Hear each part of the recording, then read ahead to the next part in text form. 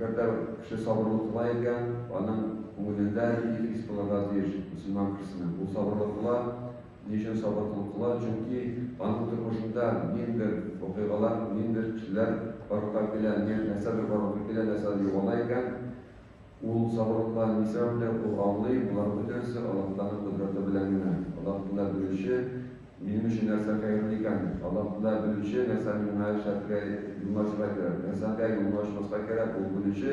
Шуңа күрә мөселман кеше Аллаһка чын күңелдән катгый рәвештә ышана икән, ул кабул итә, тормышта барлыкка килгән бөтен вакыйгалар Аллаһ белән икәненә. Шуңа күрә ул чын кызып түзергә тиеш түгел, ул чын күңелдән Аллаһка ышанып, Аллаһ белүче, Аллаһ мине бу тормышта алып бара, ул кодрәтле, ул миңа әйтәсен генә тели, ул миңа начарлык теләми. Аллаһ чыннан да үз бәндәләренә начарлык теләми. Бәндә үзенә карата золымлык кыла. Аллаһның тугры юлыннан тайпылып, Аллаһка кушканнан үтәмичә, үзен өстенрәк кылган чакта үзенә золымлык кыла. Без моны карасак, сабырлык нәрсәгә ышан. Без тормышта күп вакытта үлибез.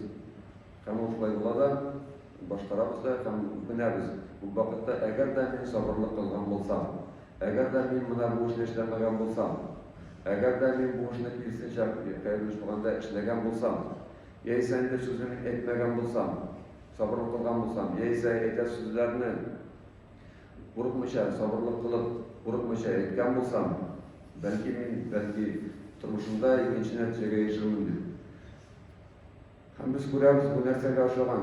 Нинди шундыйрак фикерләрне без кайда күрәбез? Әгәр дә Куранны мәгънәсен аңлап укыган булсагыз, күбегез шулай эшләрне укырга кирәк, чөнки Куранны Аллаһ Тәгалә индергән китабында аны матурлык өчен башта укырга түгел, укырга мәгънәсен аңлап. Ул мәгънәсен аңлап уку өчен индерелгән китап. Шуңа күрә без тышкы мәгънәсен аңлап. Күп вакытта анда килә кеше ахиратка барып ирешә, һәм анда инде Аллаһтан күрә, Аллаһтан бирелгән аңлый, ләкин соңгыда һәм ул әйтә, әгәр дә миңа мөмкинчелек булса, бу дөньяга кире кайтырга, мин бу тормышта киләсе тормыш өчен яхшырак әзерләнер идем дип. Һәм менә мисалын китерергә була, ул Фәҗр сүрәсендә 21-23 аятьләрдә "Лаһу биллаһи минәш шәйтанир раҗим" "Калла иза дуккатил арду даккан дакка ва жаа раббука вал малаку саффан саффа ва җи'a йавмаизин би җаханнам يومئذ يتذكر الإنسان وأنى له الذكرى يقول يا ليتني قدمت لحياتي. Әмма шул карап китәбез. Кайчан кыямәт көненә кеше барып ирешә, җир тигезләнә, җир тузангайдан тигезләнә, бер нәрсә калмый җирдә. Һәм нәрсә була инде бу вакытта? Килә Раббың синең. Кемнәр белән килә? Саф-саф фәрештәләр белән килә. Һәм бу вакытта инде алар киләләр ярдәм итү өчен түгел, киләләр инде хисап кылыр өчен. Бу вакытта инде гамәлләр кылылсын, хисап кылу башына, һәм бу вакытта кеше уйлый. Һәм китәрләр җәһәннәм, бу әйтә бу җәһәннәм китәрләр. Шул вакытта һәм кеше искә төшерә, Аллаһның үз вакытында искә тотырга кирәк икәнен, Аллаһны искә төшерергә кирәк булганын. Һәм әйтә, я ләйтәни, әгәр дә мин кире кайта алсам, бу тормышта мин киләсе ахират тормыш өчен әзерләнермен дип. Бераз бу сабырлык кылганда бу дөньяда кебек, әгәр дә мин кире кайта алсам дип кеше үкенә. Һәм менә бу Куранда шундый мисаллар китерелә. Безгә кыямәт көне турында уйланыр өчен һәм ниндидер информация өчен генә түгел, безгә сөйләгән кыямәт көнендә шулай була икән. Кызык әкият кебек сөйләр өчен түгел. Без Куранны укыганда күз алдына китергә тиеш кыямәт көнендә шундый хәлне Аллаһ Тәгалә килә, һәм саф-саф фәрештәләр белән килә, безгә хисап якынлаша, һәм без уйлаячакбыз, кире кайтсак, без нинди гамәлләр кылыр идек. Һәм сабыр кылганда да нәкъ шундый ук килеп чыга, без уйланырга тиеш, ниндидер эшләр һәм эшләмәс алдыннан, бәлки миңа сабырлык кылырга кирәктер дип. Аллаһ Тәгалә юклагына бу эшне миңа җибәрмәгән, мине сынар өчен җибәргән дип сабырлык кылырга, шул вакытта нәтиҗәсе инде хәерле була безнең өчен. Иң зур сабырлык әлбәттә ул Аллаһтан кушканнарны үтәү. Ул турыда инде без күп сөйлибез. Бүген мин сөйләсе килә Инде мугалимәттә кешеләргә карата сабырлык кылуны. Кешеләргә карата сабырлык кылуны ул безнең өчен бик мөһим һәм бу өлкәдә без күп кенә гөнаһлар эшләп керәбез. Сабырлыгыбыз безнең җитми. Чөнки бу безнең өчен бик кыен.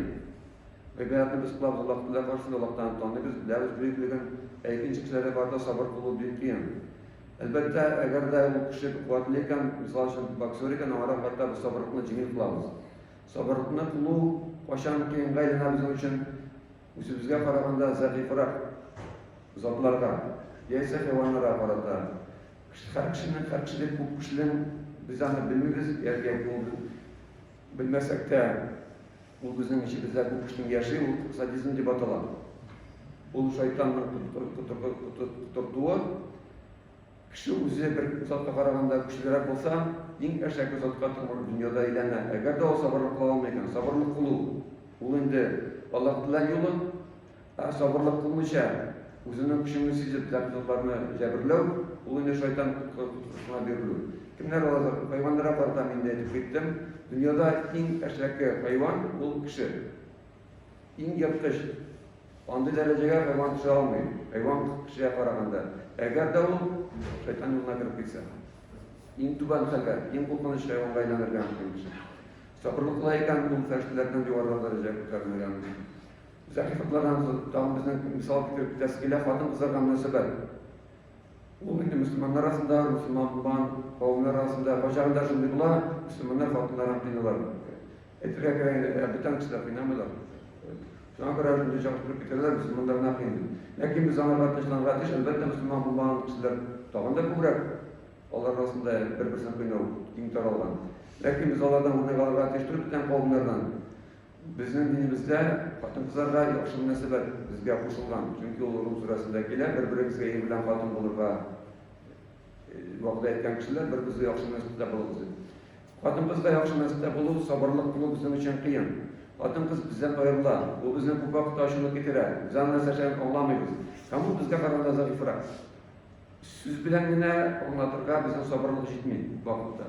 Безнең физик яктан көч кулланасы килә. Менә шул вакытта без сабырлык кылсак, Аллаһ безне яратачак. Сабырлык кылмасак, без шайтан юлына кирип китәбез. Чөнки никах мисал өчен ул Аллаһка карашында иң яратылган гамәл, аерылышу, талак, рөхсәт ителгән гамәлләрнең иң яратылмаганы Аллаһ тарафыннан. Шайтан өчен иң яраткан гамәле ике кешенең арасын бозу. Әгәр дә без хатыныбыз дөмбәсе башып искән, шайтан рәхәтләнә. Әгәр дә сабырлык кылабыз икән, Аллаһ күрә, минем бәндәм сабырлык кыла. Әлбәттә, без күрәбез нинди вәгъдә иткән Аллаһ сабырлык кылган кешеләр алга барып. Тагын зәгыйф зат булырга мөмкин вакытлыча. Ул зәгыйф түгел, ул шундый ситуациядә калырга мөмкин. Менә генә килгәндә дә мин күрдем, бер яктан без барабыз, икенче яктан анда инде 1 километр пробка җылган, разворотдан чыга алмыйлар. Чөнки икенче яктан килгән кешеләр үзләрен саныйлар көчлерәк. Чөнки алар туры юлдан киләләр, хукуклары күбрәк. Туктап, сабырлык кылып үткәрү бу вакытлыча кыен хәлдә калган дин кардәшләр һәм бүтән кешеләргә карата бу сабырлык кылу булыр. Ләкин аны кылу бик кыен. Чөнки безнең хукукыбыз бар, без дөрес юлдан барабыз. Алар үткәрергә тиешбез. Алар кичкә кадәр анда торырга мөмкин. Әгәр дә без сабырлык кылып, туктап, үзебезнең чаккына күпмәр вакытыбызны сарыф итеп, аларны үткәреп җибәрсәк, Аллаһ белән күрешү икенче тапкыр безгә ярдәм итәчәкләр кемдер бүтән вакытта. Шу сабырлык кылу бәрабәренә. Там сабырлык кылу шулай кыен эшләргә әйләнә, безнең туганнарыбызга карата. Безнең туганнарыбыз бүтән туганнарга караганда проблемалар күбрәк кеше күреп күрергә мөмкин. Әтиәнләргә карата аерым карасак, алар яшьләргә без аларны әлбәттә хөрмәт итәбез, алар безгә уенчыклар алалар. Кемдер мәчеткә алып килә, аларны хөрмәт белән кемдер аларга. Алар безне пайгылда әлбәттә без аларны яратабыз. Тора бара алар картаялар. Һәм Коръәндә бу турыда әйтелгән. Әтигез, әнигез, икесе дә 13-нче сүрәдә 23-нче аятта килә. Әтигез, әнигез, икесе дә картайсалар, аларга уф дип әйтмәгез. Чөнки бу бик кыен. Алар бөтен җиргә кысыла, алар бөтен җирне өйрәтә. Аларның хәтерләре инде кимегән, акыллары зәгыйфланган, дөрес сөйләргә мөмкин. Аларга карата сабырлык кылу бик кыен. Ләкин аның дәрәҗәсе дә бик зур. Әгәр дә без сабырлык кылсак. Һәм балаларыбызга карата сабырлык кылу шулай бик җиңел түгел. Алар безгә намаз укырга йөрмәскә мөмкин. Һәрвакыт кысылалар, һәрвакыт итәләр, һәрвакыт аларга игътибар кирәк. Ләкин без белән Пәйгамбәр саллаллаһу алейһи ва сәлләм намаз укыганда да алар аркасында үрмәләп йөргән чакларда булган балалар сабырлык кыла. Сабырлык кылу кыен, ләкин сабырлыкның нәтиҗәсе безнең өчен бик зур. Аллаһ белүче, уларны һәрберсен бушка кылмайча, һәрберсе өчен Аллаһ үзенең әҗрен савабын бирәчәк. Аллаһ үзенең рәхмәте белән чиксез. Һәм тагын кыскача берничә мисал китереп килә. Чөнки без теорияны гына караганда, сабырлык кирәк. Сабырлык бул яхшы. Ләкин менә мисалларны китереп килә. Һәрбер шучлыкта без сабыр кыла алабызмы, юкмы?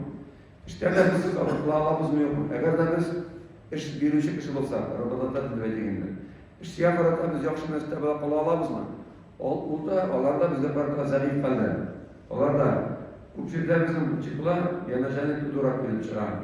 Чөнки алар безнең кулыбызда бәдәр куласындагы кешеләр, һәм монда безнең артыгы китә. Сабырлык кыла алмыйбыз, аларны кичерә алмыйбыз, аларны өйрәтергә вакыт җитмәй, асрап субырга безнең инде мөмкинчелек бар. Шуны кулланырга без инде күп вакытта кулланмаска сабырлык кыла алмыйбыз. Икенче яктан эшчедә сабырлык кыла аламы, юкмы? Һәрбер вакытта безгә күренә икенче җирдә эш яхшырак дип без уйлыйбыз. Без булмаган җирдә һәрвакыт яхшырак. Әгәр дә без бу эштә сабырлык кылсак, мисал өчен күп мөселманнардан шуны сорап була, миңа эштән намаз укырга урын бирмиләр. Менә булды безнең сүзгә торган бәйрәмнәр, шул вакытта беренче январь көнне эшкә чыгасыңмы? Әйтәсез, мин чыгам. Икесе чыгасыңмы? Чыгам. 8 мартта чыгасыңмы? Чыгам. 23 февраль чыгам. Ул вакытта сиңа сорамасам да намаз укыйсың кимсең, мондый алтын кешене инде табылды, аптырыйлар. Мин мөселман. Сиңа нәрсә кирәк? Миңа бер бүлмә кирәк. Сиңа бүлмә. Ул тормыштан чыгып әйткән бар, анда кешеләр бар, аларга бүлмә биргәннәре бар. Чөнки анда кеше эштә бик кирәкле кеше. Безгә сабырлык кына кылырга кирәк. Кайчан кыен вакытта туры киләбез, шунда сабырлык куеп без үзебезнең тырышлыкны күрсәтәбез, һәм безгә Аллаһ та юлларны ача. Төрле җирләрдә намаз бүлмәләре ачылган җирләр аз түгел. Ләкин сабырлык кылырга кирәк. Килүгә син мөселманмы? Хәзер без сиңа икенче көнне, шул көнне килгәнче үк сиңа әзерләп куябыз, анда имамны да әзерләп куябыз, сине тәкъдимә олай булмый. Сабырлык кылырга кирәк башта, ләкин аның нәтиҗәсе булачак бик күркәм. Аллаһ күрүче, белүче, үзенең ярдәмен калдырмый. Һәм инде тагын кыскача килә, җәмәгать намазына килгәндә, менә без җәмәгать белән намаз укырга җыенабыз. Анда да сабырлык кылу безнең өчен бик кыен. Төрле җирдә укыйсан, төрле горурлыгы бар, дәрәҗәсе зур. Bir rətkə safqa basıb, baş safqa basıb, havalqan maraqta basıb, bir sabırlıq bik zor kərək. Min okuyum dürüst, olan kişiler dürüst tügül. Sabırlıq qabılı tügül kıyım.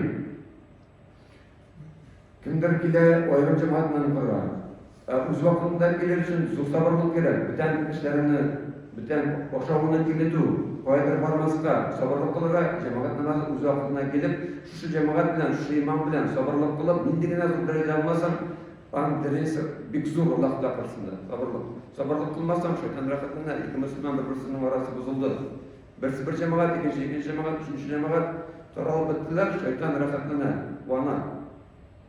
Əgər də sürübüz ikən, əmin neşdən etkiləykən, səbəbin indiler var. Sabırlıq qılırğa, kimdir qışqıra almay, sabırlıq qılar. Çünki səbəb var, səbəbindən xatırına vaqt tügül. Ayrım, kimdə kirəmə oturmaz. Һәм bu мәсьәлә килгәндә тәртипне саклау шулай зур сабырлык таләп итә. Тәртипне саклау. Ләкин нәтиҗәләре бик зур була.